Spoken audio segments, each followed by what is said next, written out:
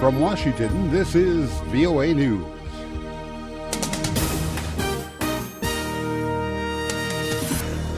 The U.S. pushes to form a coalition against Islamic State militants who execute another Westerner.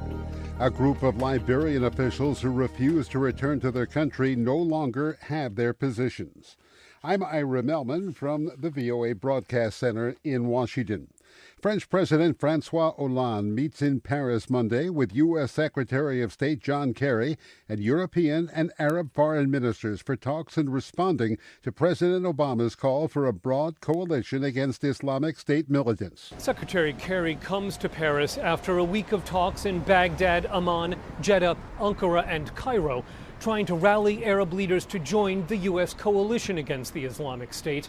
U.S. officials say there's broad agreement among Arab leaders about the severity of the threat and what they can do to undermine the Islamic State ideology and restrict its flow of financing and foreign fighters. So far, only the United States has taken military action in Iraq. France says it's willing to join those airstrikes, as have other Arab nations, but that has yet to be approved by the new government in Baghdad. These talks are meant to lead up to the UN General Assembly, where there's expected to be more public demonstrations of who will do what in this coalition. Scott Stearns, VOA News, Paris.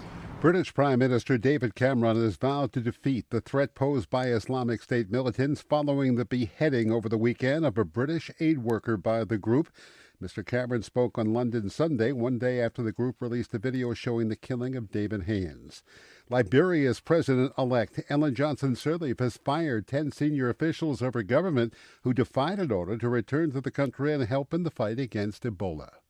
This is VOA News.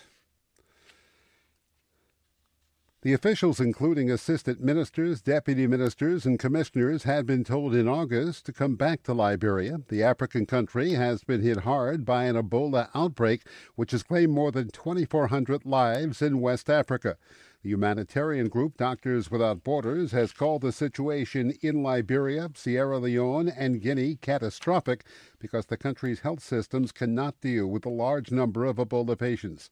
The virus has also killed many qualified medical workers, causing a shortage in the most affected countries. The Ukrainian Defense Minister, Valery Helety, says weapons are on their way to his country from the West to help in its fight against pro-Russian rebels. He said these shipments were agreed to in secret at a NATO summit 10 days ago. Helety refused to name the countries providing the weapons, which he indicated included a missile defense system. Meanwhile, fighting continued Sunday in Ukraine's east, a day after an intense battle at a government-controlled airport outside the rebel stronghold of Donetsk. Ukraine is expected to be discussed Monday on the sidelines of the Paris meeting in Iraq. North Korea's Supreme Court Sunday sentenced a 24-year-old American man to 6 years of hard labor for entering the country illegally to commit espionage. At a trial that lasted about 90 minutes, the court said Matthew Miller tore up his tourist visa at Pyongyang's airport upon arrival on April 10th and admitted to having the wild ambition of experiencing prison life so that he could secretly investigate North Korea's human rights situation. Miller, who looked thin and pale at the trial and was dressed completely in black, is one of 3 Americans now being held in North Korea.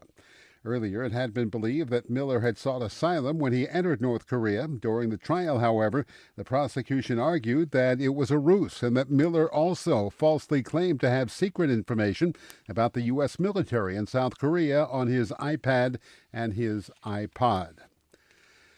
Germany Chancellor Angela Merkel has vowed to combat anti-Semitism in an address to a rally following an increase in attacks against Jews in Germany during the latest Gaza conflict.